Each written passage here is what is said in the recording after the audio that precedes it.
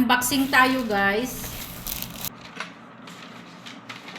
Kahapon, guys, last day ng Eid promo. So, nakabili ako ngayon ng air fryer na matagal ko nang gustong bilihin. At ito naman, meron tayong makulit. Kung saan naman ako, dun din siya. So, bumili ako ng air fryer. Matagal ko na kasing gustong bilihin ito. Ngayon lang ako nagkaroon ng chance na pumunta. Meron tayong 2-year warranty. Tago natin yan. Just in case lang. Oh my goodness. Ano ba? Ang kulit talaga, guys. Ayaw niya talagang ipakita, oh. Ang kulit eh. Ipakita natin, syempre. Sige na, nak. Doon ka muna. Maliit lang ito. This is 2.5 liters. At dalawa na lang kasi ang natitira. Pinag-isipan ko naman, nag-ikot-ikot muna ako. Bago ko, sabi ko, ito na yung chance kasi mura na siya, guys.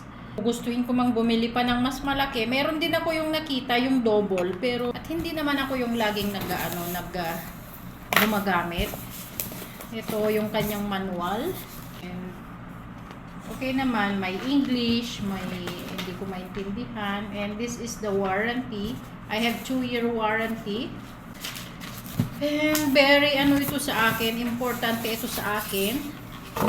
Kasi kailangan ko siya. Finally, nabili ko na rin, guys. Yung gustong-gusto kong bilihin. Yeah, so, ito siya. And dito yung kanyang mga instruction. Halimbawa, gusto mo ng meat, ilagay mo lang siya sa 180 to 16 ml. So, kailangan, sabi ni Manong dun sa pinilihan ko. Kasi nagpaturo ako, guys. Iba lang talaga yung mga expert talaga. First time ko kasing gumamit nito. So, ito. Oh my gosh.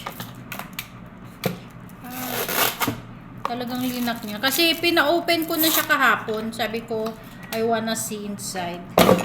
So, ayan siya. Maliit lang siya, guys.